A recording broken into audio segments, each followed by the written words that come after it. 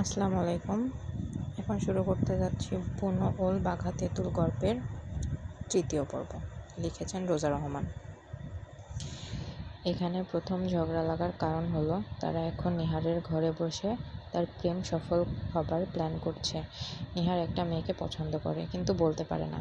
এটার জন্য সে শিশিরের সাহায্য নেবে, কারণ মেয়েটা শিশিরের ক্যাম্পাসের। এই ঘরে এখন উপস্থিত আছে কুয়াশা, ঈশা, ইয়াসমিন, বৃষ্টি, হিমেল, শিশির। নিহার কুয়াশার সাথে বিষয়টা শেয়ার করেছিল। আর এ বাড়িতে হিমেল সবার ছোট সদস্য হলেও তাকে কখনো কোনো ভাই কোনো বিষয় থেকে দূরে রাখে না। বাড়িতে হিমেলকে সবাই হিম বলে ডাকে। নিহার কুয়াশাকে বাচ্চা কুসু বলে ডাকে। ঈশা, ইয়াসমিন আজ থেকে গেছে, মূলত ফুফু যেতে দেয়নি এই জন্য রয়ে গেছে।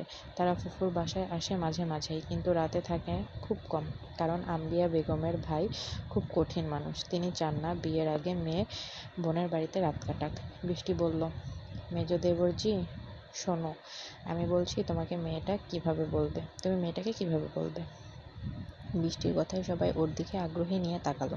সবার আগ্রহ নিয়ে তাকানো দেখে বৃষ্টি বলা ধরল, প্রথমে ক্যাম্পাসে যাবে, তারপর মেয়েটাকে খুঁজবে, তারপর মেয়েটার সামনে গিয়ে দাঁড়াবে, দেন হাঁটু মুড়ে বসে ও হ্যাঁ আগে কিন্তু একতোড়া গোলাপ কিনবে, একদম লাল টকটকে, দেন তোমার পিছন থেকে বের করবে, তারপর তোমার মনের কথাটা তার কাছে পেশ করবে।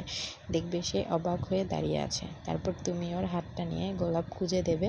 যদি তখনই অবাক হয়ে তাকিয়ে থাকে তো তারপর একটা কিস করবে, আরে না, ঠোঁটে না, হাতে করবে। দেখবা মেয়ে জমে ক্ষীর হয়ে গেছে, আর জমে ক্ষীর হয়ে গেছে ভাববা সেটা পায়েস হওয়ার কনফার্ম। বৃষ্টি একের পর এক বলেই চলেছে, আর উপস্থিত সবাই হা করে তাকিয়ে আছে। এ কি প্ল্যান ভাইরে ভাই, ভাবি দেবরকে এমন করে প্রপোজ করার প্ল্যান দিচ্ছে। সবাই তখন চেয়ে আছে, আর বৃষ্টি তার বক্তব্য শেষ করে সবার দিকে নজর দিয়ে কিছুটা ভড়কে গেল।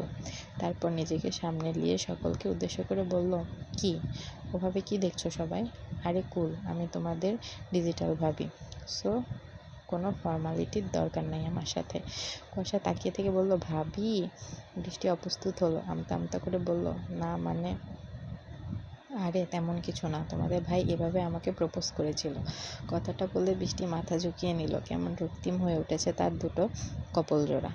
লাল আভায় ঢেকে আসছে, যেন কেউ আবিরে রাঙিয়ে দিয়েছে বৃষ্টিকে। মেয়েটা প্রেম বার্তা বলতে গিয়ে এতটা লজ্জা পাচ্ছে।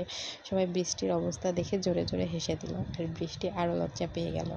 ইয়াসমিন হাসতে হাসতে এগিয়ে গিয়ে বৃষ্টির কাঁধের ওপর হাত দিয়ে বলল, ভাবি, আমার ভাই তো তাহলে সেই রোম্যান্টিক। বৃষ্টি লজ্জায় কথা বলতে পারল না। মেয়েরা ভালোবাসার মানুষের সান্নিধ্যে গেলেও লজ্জা পায়, আর আবার তাদের নিয়ে ভাবলেও লজ্জা পায়। কি আজব এই মেয়ে জাতি। কুয়াশা কেমন ঘোরের মধ্যে থেকে বলতে লাগলো, ভাইয়া তুমি একদম রোমিওর মতো করে প্রপোজ করো। মেয়েটার বাড়ির ঠিকানা নিয়ে রাতের আধারে মই বেয়ে মেয়েটাকে ডেকে এনে প্রপোজ করবে। ইস কি রোম্যান্টিক, আর রোমিওর মতো কিস। আর বলতে পারলো না, মাথায় চাটি পড়ল। আত্মা মেরেছে অবশ্যই শিশির, সে ছাড়া আবার কে? একমাত্র শত্রুই তো এই ছেলে। কুয়াশা কথাগুলো বলার সময় শূন্যে দৃষ্টি দিয়ে একদম বিভোর হয়ে বলছিল, তাই শিশির কখন এসে তাকে মারল খেয়াল করেনি। মাথা ডলতে ডলতে শিশিরের দিকে তাকিয়ে রাগে ফুঁসছে। শিশির বলল, অসভ্য, ফাজিল হচ্ছিস দিন দিন। দুইটা বড় ভাইয়ের সামনে কি বলছিস সেটাও পরোয়া করছিস না। তোর হচ্ছে দাঁড়া, আজই বাবাকে বলে বিয়ের জন্য পাত্র দেখতে বলছি, বেয়াদব। কথাগুলো রাগের সাথে বলল শিশির। শিশিরের শুরুর কথাগুলো পাত্তা না দিলেও বিয়ের কথা শুনে সে আরও রেগে গেল। রাগে ফুঁসতে ফুঁসতে হিতাহিত জ্ঞান হারিয়ে ফেলল। সামনে থাকা শিশিরের উপর আক্রমণ করে বসলো। আর এটা যেমন তেমন আক্রমণ না, একদম সিংহের মতো আক্রমণ করেছে। শিশির সামনে দাঁড়িয়ে ছিল, সে শিশিরকে দুই বাহু আঁকড়ে ধরে দুই পা উঁচু করে শিশিরের বুকের বা পাশটার উপর কামড় বসিয়ে দিয়েছে, অনেকটা জোরেই দিয়েছে। হঠাৎ ঘটনার জন্য কেউ প্রস্তুত ছিল না, তাই সবাই হতভম্ব হয়ে গেল। রাগে নাকি মানুষের জ্ঞান বুদ্ধি লোপ পায়, ঠিক সেটাই হয়েছে কুয়াশার। সে কি করেছে না করছে তার কোনো ইয়াত্তা নেই। এদিকে শিশির যখন বিষয়টা বুঝলো তখন ব্যথায় চোখ মুখ খিচিয়ে নিল, আর সবাই কুয়াশাকে শিশির থেকে ছাড়াতে ব্যস্ত। শিশির আর সহ্য করতে না পেরে এবার কুয়াশার দুই বাহু ধরে এক ঝটকায় দূরে সরিয়ে দিল। চোখ মুখ লাল করে দাঁড়িয়ে আছে, যেন সেই চোখ দিয়ে কুয়াশাকে ভস্ম করে দেবে। কুয়াশা হাঁপাচ্ছে, মুখে নোনতা স্বাদ অনুভব হচ্ছে, বোধহয় রক্ত বের হয়ে গেছে। নোনতা স্বাদ পেতেই কুয়াশা নরম হয়ে এলো, রাগ পড়ে গেল শরীর থেকে, ভয় এসে হানা দিল তার মধ্যে। এটা সে কি করে বসলো? আল্লাহ, এবার বোধহয় শিশির তার উপরে পাঠিয়েই ছাড়বে। আজ বোধহয় তার শেষ দিন হবে পৃথিবীতে। ভয়ার্ত চেহারা নিয়ে তাকালো শিশিরের পানে, দেখলো রণমূর্তি ধারণ করে দাঁড়িয়ে আছে। শিশির এবার তেড়ে আসতে গেলে উদ্দেশ্য ঠাঠিয়ে একটা থাপ্পড় দিবে এই মেয়েকে আজ, কিন্তু নিহার আর হিমেল আটকে নিল। নিহার বলল, ভাই ভাই, আমার সোনা ভাই, শান্ত হ। ও ছোট মানুষ, বুঝেনি, ছেড়ে দে এবারের মতো প্লিজ।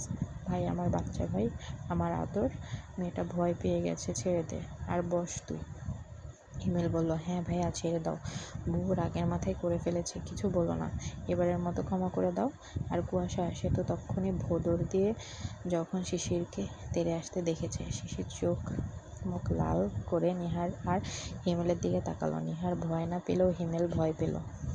বৃষ্টিসহ ঈশা ইয়াসমিনও শান্ত করতে গেলে লেগে পড়ল শিশিরকে। এর মাঝে ঈশার চোখ গিয়ে শিশিরের বুকের ওপর, চোখ যেতে আটকে উঠল সে। শিশির বিস্ময় নিয়ে মৃদু চেঁচিয়ে, শিশির ভাই, আপনার বুক থেকে রক্ত বের হচ্ছে, ভিজে উঠেছে। এই বলে সে হন্তদন্ত হয়ে শিশিরের বুকের ওপর থেকে টি শার্টটা সরিয়ে ফেললো টেনে। এই ঘটনা হঠাৎ শিশির সহ সবাই ভরকে গেল। মেয়েটা কি পাগল? ইয়াসমিন ধমকে উঠল, বলল, ঈশা কি হচ্ছে কি? ছাড় শিশিরকে।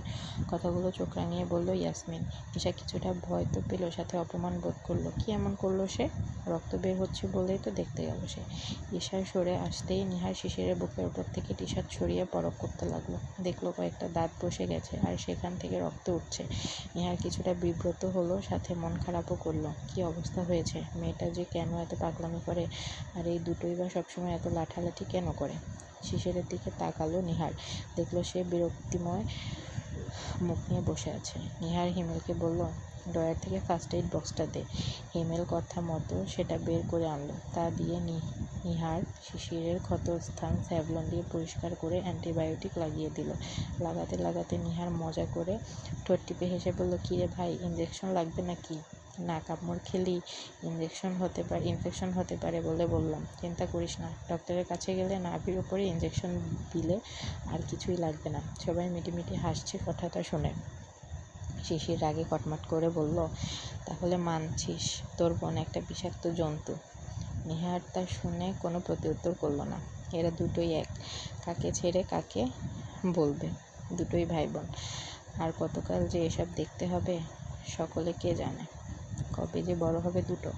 সকাল 8টা, মালিথা ভিলা সকলে খাবার টেবিলে খাবার খাচ্ছে, সাথে ঈশা ইয়াসমিনও আছে। তুহিন ইয়াসমিনের সামনাসামনি বসেছে, শিশির কুয়াশাও সামনাসামনি। দুজন খাচ্ছে আর একে অপরকে চোখ দিয়ে ভস্ম করছে। কুয়াশা আজ কিছুটা দমে আছে, কারণ কাল যে ঘটনা ঘটিয়েছে। শিশির এখন তাকে কিছুই বলেনি। এমন নীরবতা কুয়াশাকে ক্রমেই ভয় গ্রাস করছে। এ যেন তাণ্ডবের পূর্বাভাস। খাবার শেষ করে সবাই সবার গন্তব্যে রওনা দিল। আজকে আরও একটা পর্ব শেষ করলাম। আশা করি আপনারা সবাই সাথে থাকবেন এবং আগ্রহ জন্মাবেন এবং আমার চ্যানেলটাকে সাবস্ক্রাইব করবেন এবং আমার সাথে থাকবেন। ধন্যবাদ।